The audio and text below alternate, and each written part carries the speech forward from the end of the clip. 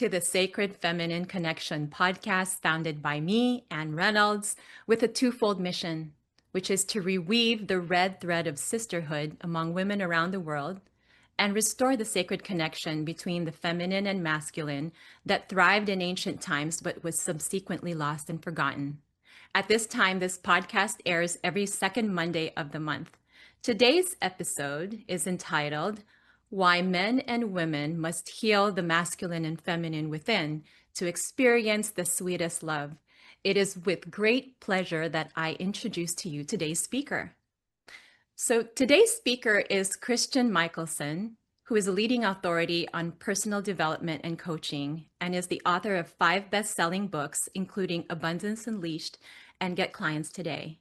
He's the founder and president of a multi-million-dollar coaching business that has made the Inc. 5000 magazine's fastest growing companies in America 4 years in a row.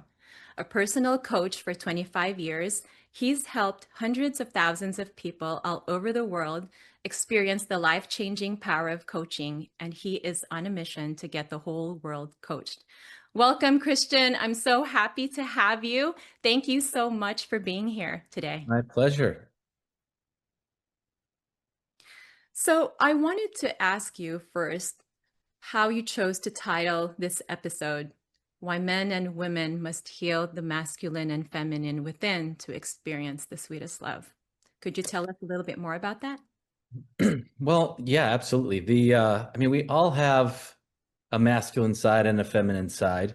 Obviously we have one that's far more our nature. Some are, women tend to be much more feminine and men tend to be much more masculine, although it can be the opposite in some situations. But we have two parents. We all have a father and a mother, whether they were both there for us or not.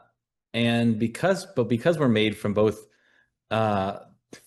father and mother, we have an experience, and the father represents masculine and the mother represents feminine in our minds.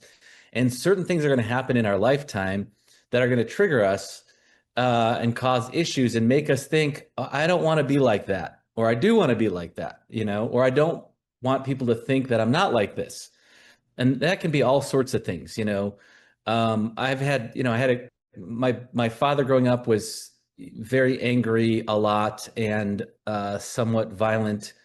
And so I saw him angry and violent and I thought, I never want to be like that. I don't want to hurt anyone.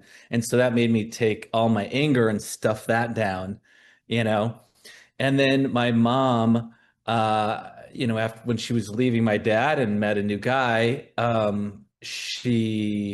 went out to go see her. I was, 8 years old or something, 8 or 9 years old. I was looking for her. And then she was there with this new guy. And I was like trying to find my mom. And then my mom said, oh, he's just jealous. And then that made me feel weird and ashamed. And so I had stuff about my mom and I had stuff about my dad. And those are just 2 examples. But I think we all have those kinds of things. And, if you don't heal that stuff, then you're going to be stuffed, you have that anger stuffed away and you just try to be a nice guy all the time. And, anything you bottle up or push down, causes all kinds of problems in our lives, health problems or relationship problems. Like, oh, I'm not going to share my truth because I'm going to be angry. So I gotta, it's not safe to be angry. Then people can feel just how authentic someone is. And when you're hiding parts of yourself and shoving them down, then, the reason we hide and shove down parts of ourselves is because we judge them. And so they end up in our shadow. So then we end up being angry sometimes and we don't realize it because we don't want to acknowledge it. And maybe we're destructive in non-physical ways, but then we don't see it because it's like, oh, I'm not like this. And so all that stuff's in our shadow and we don't realize all these parts of us, but these are all parts of us that we're rejecting, parts of ourselves that we're rejecting. So if you want the sweetest love, which whether that's the sweetest love in a relationship, the sweetest love comes from yourself. The sweetest love is when you're loving, not necessarily when you're being loved, although being loved is great, But, I've been in relationships with women who I love the heck out of them, but they maybe only experienced like 5% of all the love I was giving because they had all their stuff going on and their walls up and they couldn't even feel the love. And the amount of love that we can receive and experience and feel is a direct proportion to how much we can love ourselves. So the more we love ourselves, the more love we let in. And the more we're rejecting and judging parts of ourselves, the more love we're keeping out. That's so beautiful how you put it that way. And really appreciate you sharing everything about your parents and how the masculine and feminine dynamic was prevalent to you while you were growing up, and then how you went on this. Well, you already talked about the shadow and how it's important not to stuff things down. So it sounds like, it's getting into personal development, which I really appreciate. And so I wanted to ask a little bit about love, because you mentioned how love, how it was that was it was important for it to come from you. And so, and then you mentioned also about the sweetest love. So, I mean, could you tell us a little bit more about, about just love in your experience, or in how, it came across in personal, in your own personal development, or how it came across in, in your life experiences? Well, I had the good fortune of, when I was young, my parents got divorced, and I'm a lot younger than my two older brothers and my sister. I'm the youngest of four. And when my parents got divorced, it just all around the same time, my dad moved out of state for a little while. My two older brothers moved out of state for a little while. Um, my next door neighbor moved across town, so he was my best friend, and he, by proximity, like, and so I went from having like not having to think about having a social life because there were always people to hang out with. Either my next door neighbor was coming over to hang out, or I'd go over to hang out there, or my older brothers would be, doing stuff. And so all of a sudden I went from everybody just basically disappeared in my life, except for my older sister was still around, but she was off, hanging out with her friends, and she's a girl. Not that there's anything wrong with that, but not. So I all of a sudden had no one in my life, and I happened to be walking down the street one day, and one of my older brother's friends saw me, started talking to me, and for whatever reason, he was like, "Oh, you should read this book," and he handed me a book. I'm not sure if this was the first book he gave me, but one of the books, early books, was a book called Way of the Peaceful Warrior by Dan Millman. So, personal growth book. And so I read it partly because, maybe, it was a little bit of it seemed kind of interesting, but also just because I was like, oh, if I read this book, then I have a reason to go back over and talk to Dan and give him this book back, and have somebody to hang out with. So I read the book, definitely made a big difference. And then I went back to give it to him and chat with him and stuff. And then he just kept giving me a book after book. So I started reading all these personal growth books and spiritual oriented books when I was 12. And I'm almost in November, I'll be 52. So for about 40 years, I've been studying personal growth.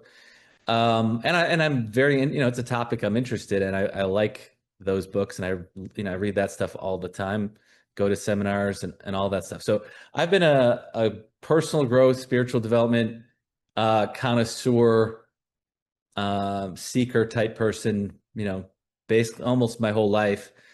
So that's how I got into and learning about all this stuff. I've read lots of books on dating and relationships. Great book for men and maybe for women is Way of the Superior Man by David Data. There's Allison Armstrong also teaches a lot of great relationship stuff. So I've learned a lot from a lot of different people. John Gray, Men Are From Mars, Women Are From Venus, and many other places. So, learning about the male female dynamic, characteristics of masculine, characteristics of feminine, what is the wounded masculine like? What is the wounded feminine like? What is the conscious masculine like? What's the conscious feminine like? So it's been something I've been interested in my whole life. And Also, a great book is The Mastery of Love by Don Miguel Ruiz, one of my all-time faves. And so all these books and all this stuff has led me to this place where, I've just been on this healing journey for almost 40 years now, helping me, we just get twisted at life. Will, pushes our buttons. We have the experiences and we get, we make things mean certain things that maybe they don't really mean. And, we start seeing the world through certain colored lenses. It's, if you see, if you're an optimist and you see the positive in things, you might be wearing things, wearing rose-colored glasses, but some of us are wearing yellow-colored glasses, and we're always looking for things to worry about all the time. My mom's a chronic worrier. She's like, what else can I worry about? Like it's just she's, that's her modus operandi. My dad might be, how come people aren't doing things for me that, how come I'm being slighted or something? And so he's wearing these brown colored glasses. So everybody, not that that we only all wear one kind of glasses, but we all have these different lenses that we look at the world through based on our life experiences and how we get twisted up inside, and we make certain things mean certain things. The world is not safe, or the world is trying to take advantage of me, or people are this, or people. And so we have all this stuff that for how we perceive the world. And a lot of it is not based on truth. A lot of it's just based on, negative experiences and fear and limiting beliefs and limiting thinking. So the more we can let go of all that stuff, the more we free ourselves up, the more we can see the truth, and the more loving we are by nature. Another great book or great author is David Hawkins, and he talks about the levels of consciousness. And the more we do to, raise our level of consciousness, the more naturally loving we are, the more of a loving world we live in, the more love we experience all the time. And the more we just emanate love, then the more people pick up on that. And, somebody who might normally be treating everybody like crap every day because they're just bitter and angry, but they come into your energy field, and because you're up and, in a great energy space and you're in a higher level of consciousness, they will show up differently in your world. My dad treats most everybody in my family much differently than me. For whatever reason, I tend to bring out the best in him, and he tends to treat me the best, treat me well. So, not that he never blows up, but very rare around me. And even his current wife, I don't know if I might be hearing too much stuff that my dad did. Maybe he might not like hearing this, but his wife, his current wife even says like, oh, when, I love when your dad's around you because he's nicer to me and everyone else when he's around you. He's always on his best behavior around you. So, um, so we want to keep the healing journey is like, that's where the most power is. If you want to be in a great relationship, if you want to attract a great relationship, you want the sweetest love, it's like the love of God and the love you have for yourself. Like, and that then can shine through everywhere you go. And so, healing is where the most leverage is for manifesting whatever it is that we want in life, and to just, experiencing the most happiness possible. Thank you for sharing that, Christian. And I agree wholeheartedly. And, one thing that I was, that really like took hold of me to, mention back to you is how you mentioned about your your stepmom saying that your dad is nicer in general when he's around you, because then I could really feel the love exuding from you, and that shows, that there is something that that it's present in you, and it's something that you could give to others, because in a way we can only give what we have, right? Yeah. The thing is, we all have it. I think we're all a little drop of God in human form. And, but, we grow up from babies. We take the infinitely powerful God and you put it into an infinitely powerless baby that can barely do anything. And the baby we grow up as babies. We grow up like barely, we can, cry eat, poo, and flail our arms, and that's about it. And slowly we gain more strengths and more understanding and more capacity. But everybody looks like they're giants and bigger and stronger and smarter. And so we're kind of indoctrinated as we're growing up that everybody else knows more than us. And eventually we start maybe learning that, oh, wait, maybe they're not as smart as we thought, or maybe so we can claim our power for sure, but a lot of it is all bottled up. And so that's why I think the healing is so important, because life itself is designed to, um, well, the way Don Miguel Ruiz puts it in the Four Agreements and the Mastery of Love is that, we become domesticated, just like we domesticate an animal. We become domesticated because we become indoctrinated by our family, by society, by our peers, by school, by all of these things. They make us think a certain way, believe certain things, who you're hanging out with, how you fit in, and what you think your hierarchical position within the group is. And then that becomes your identity. And then, and it's hard to escape how we think about ourselves and who we think we are.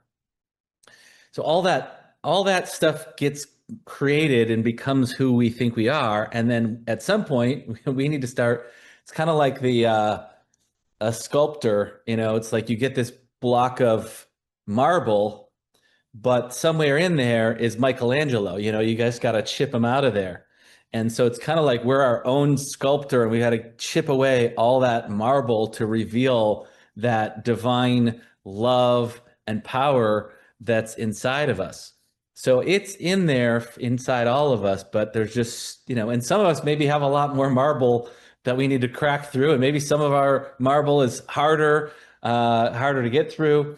But we all can get there. We just stay focused and keep chiseling and keep chipping away. And sometimes it's going to be, chipping away small little bits of marble at a time. And sometimes it's going to be big chunks coming off and freeing us up. But inside all of us is that same divine spark of God that's infinitely loving, infinitely resourceful, infinitely powerful, and can have, be, and do, and experience everything that we want.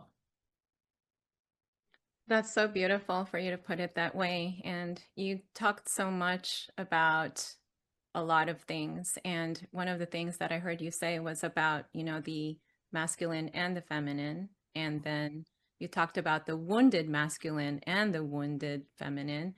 So I wanted to take it up a little notch, and I wanted to talk about the sacred masculine and sacred feminine, because they are counterparts.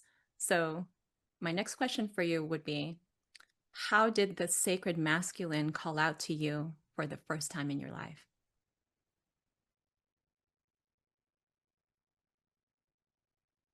I don't know that I would say the sacred masculine called out to me. Um, you know, being male, heterosexual, I am more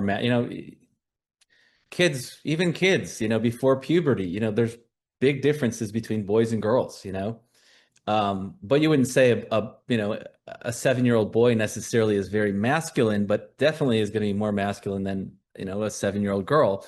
Um, I have 3 daughters, and when we started having kids, I was like, oh yeah, maybe we try to give her give her a truck or a toy, and try to like not have any societal pressure on being a boy or girl or what, but like they're just naturally like wanna, hey, let's play babies and let's play Barbie. Like it's there's something to that. So I think there is just, it's contained with the sacred feminine and the sacred masculine. They're it's in our DNA from wherever, source code, created DNA in the first place. But I definitely, as I grew up, I mean, I had all kinds of things. I felt like, I was really young for my class. I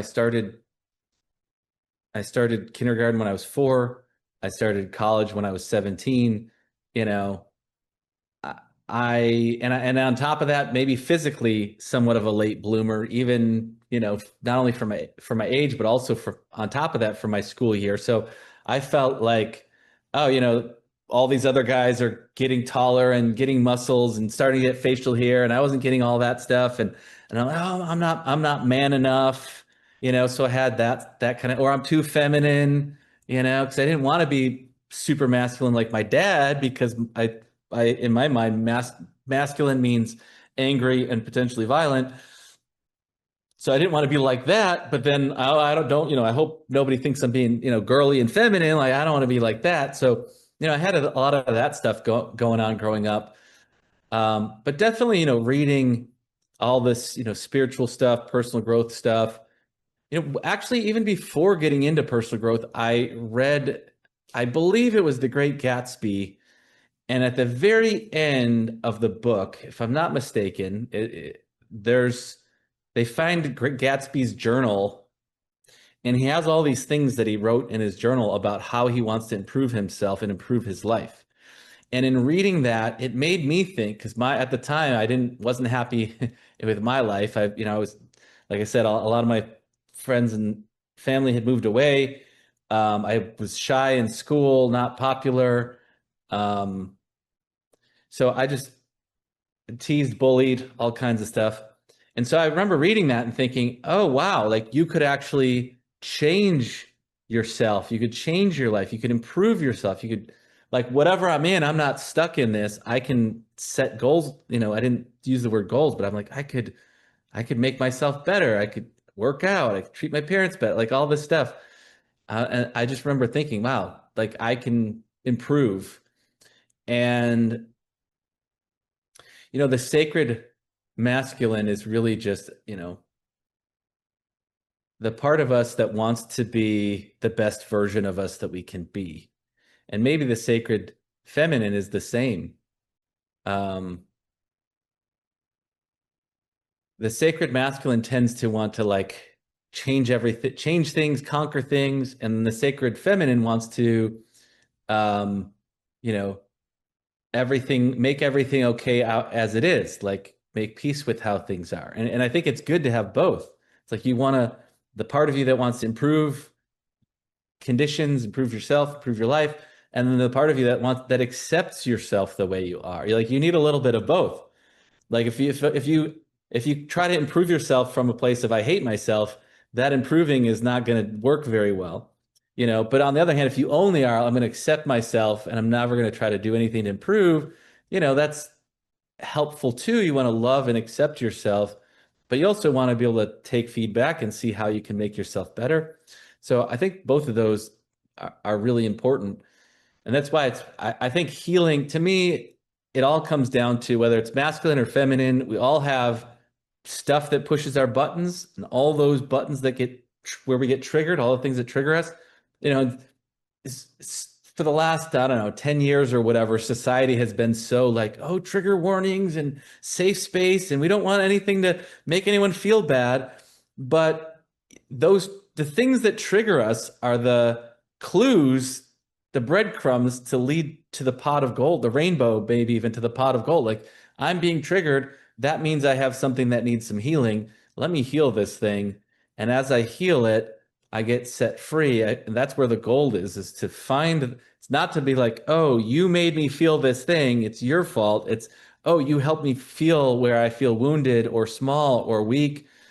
Let me heal and love myself and let that go so that I can now come back to you fresh. And, certainly if somebody says or does something, it triggers you. Yes, you want to heal it. If somebody's treating you, mistreating you, when you heal it, you're not going to be triggered by it. You just be like, hey, this isn't cool. Please, don't say stuff like this again, or don't do that. Don't do these things again. Right. And then you could just be like, logically, like, oh, I don't, if they can't get their stuff together, then I'm not going to be hanging out with them. That's from but not from a triggered place.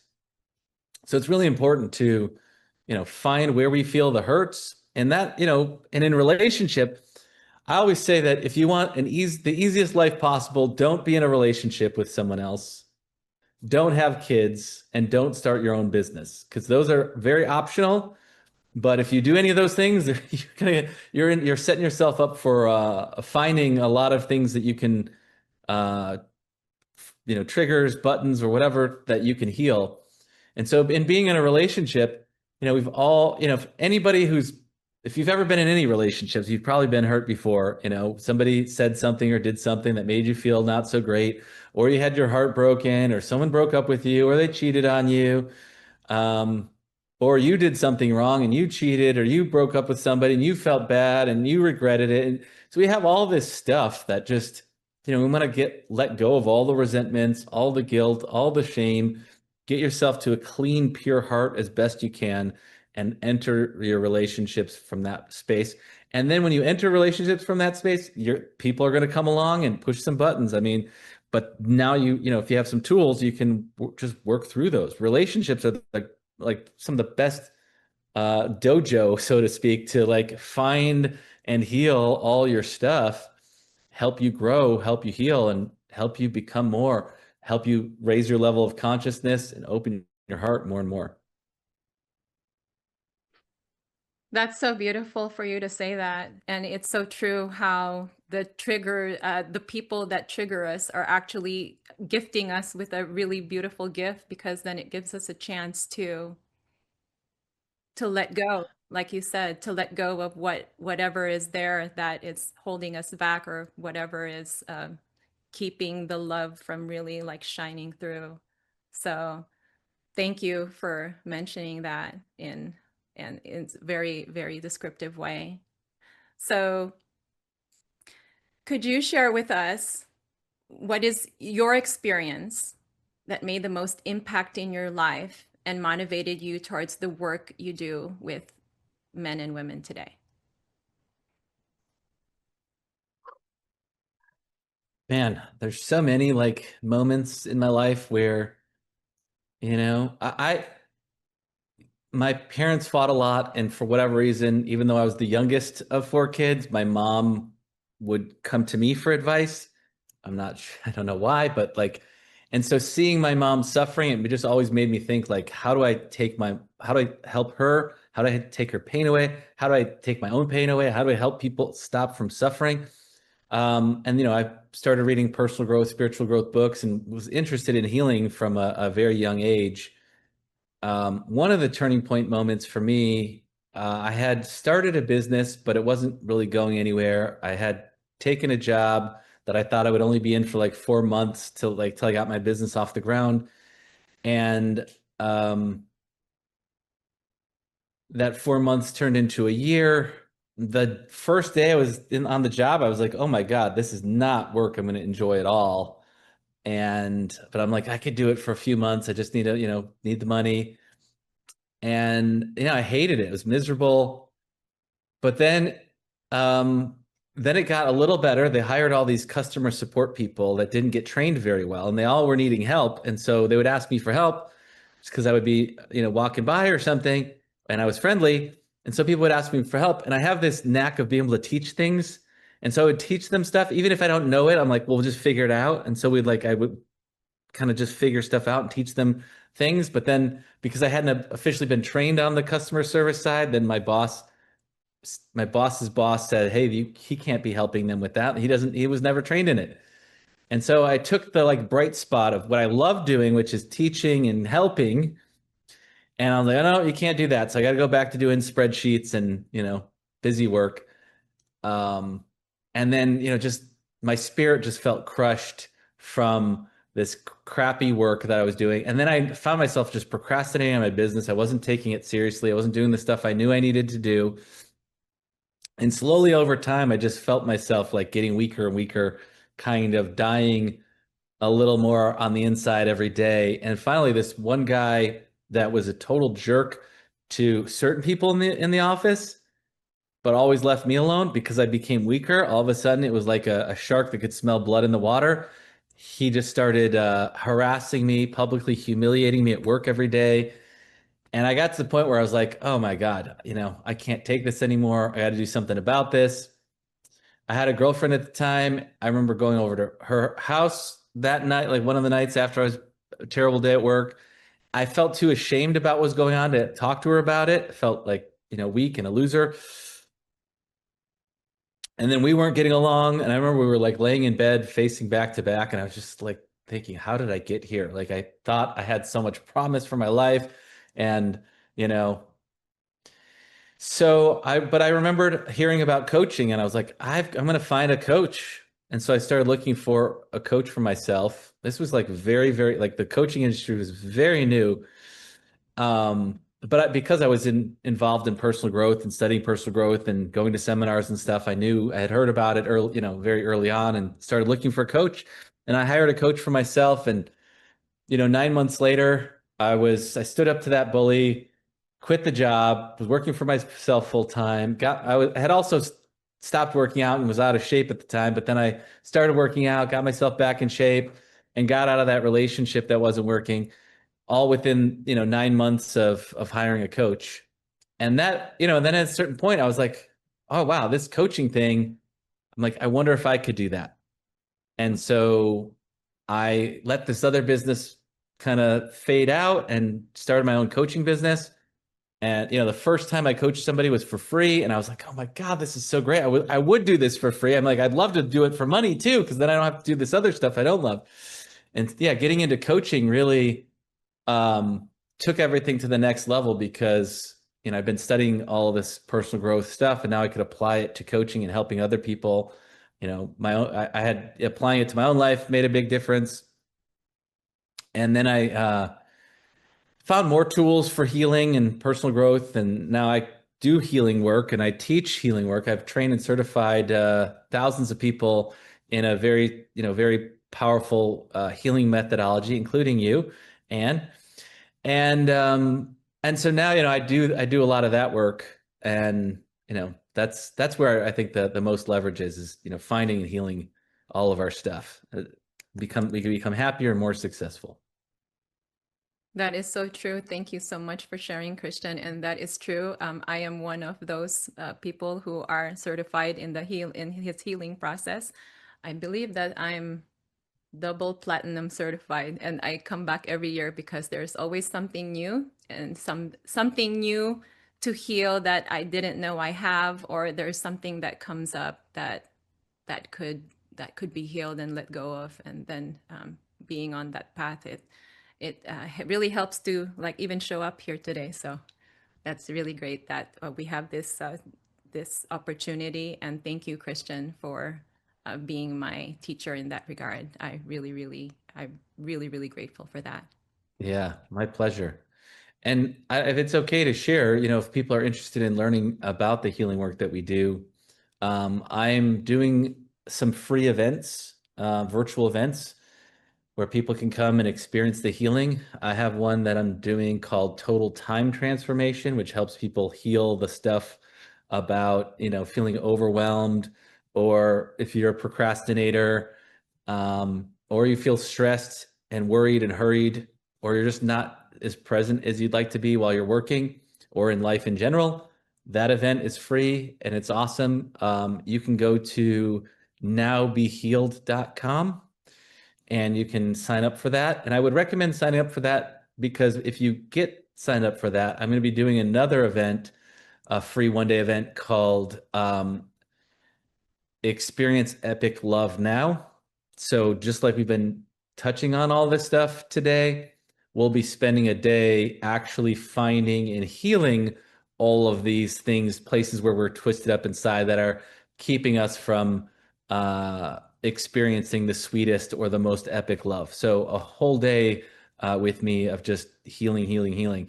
I haven't set the exact date for that yet, but it's coming up sometime in the next couple of months and it'll be totally free. So I go to nowbehealed.com and sign up for whatever you see on the site. I would just get opted in there and and then you'll get the information about all the 1 day free events that we do. Eventually, I'm going to do a free 1 day optimal health day where we heal stuff that's holding us, that's causing people to have physical health challenges. Um, and other different topics. So go to nowbehealed.com and register for whatever we got and get on the interest list so that you hear about all of our free 1 day events.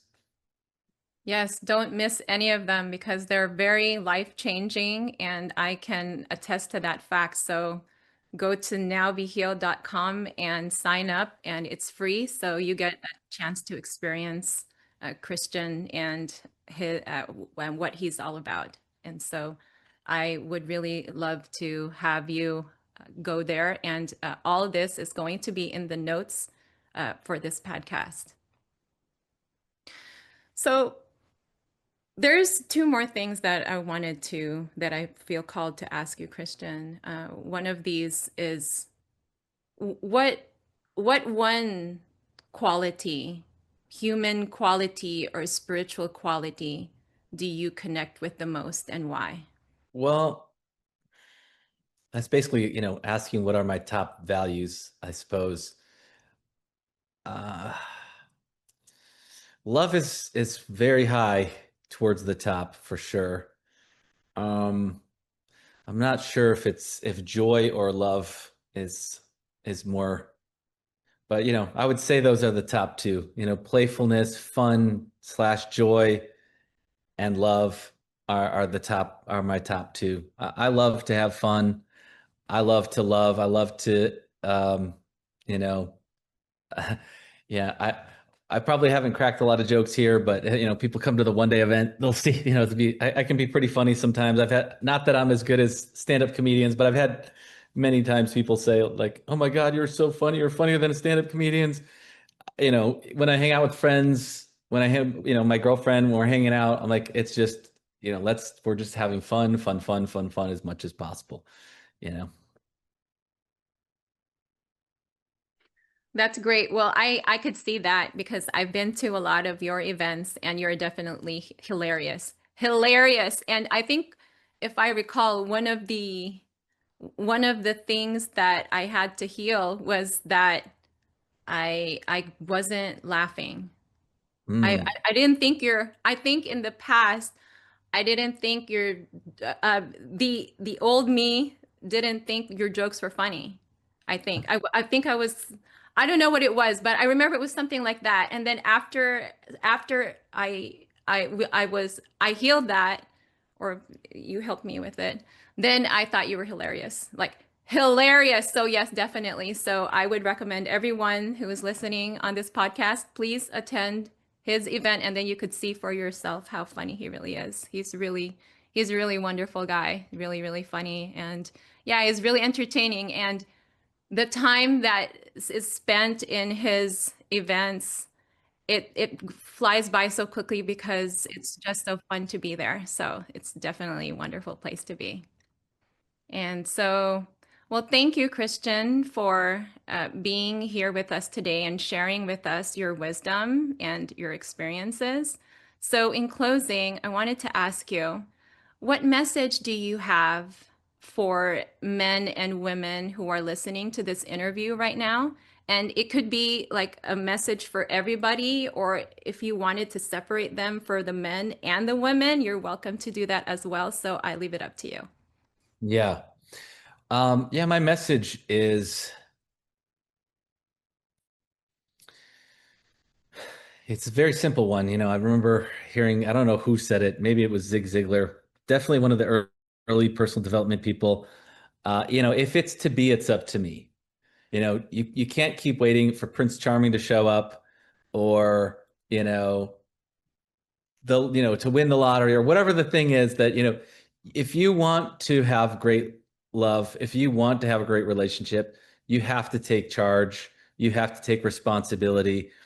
That doesn't mean you have to do all the work, but you have to be willing to work on yourself.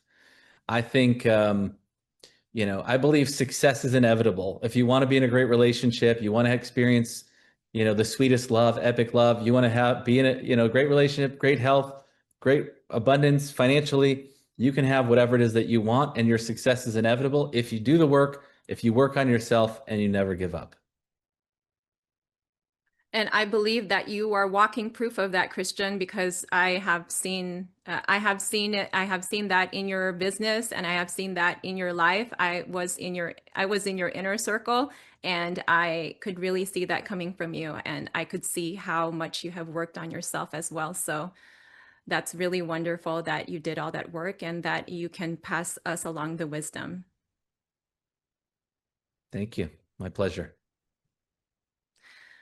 Thank you, everyone, for joining us today in this sacred space. We hope that you enjoyed today's conversation. If you liked today's episode, please share this podcast with someone who really needs to hear this truth and follow me for more groundbreaking interviews. Together, let's rebuild relationships based on love and trust and heal the world.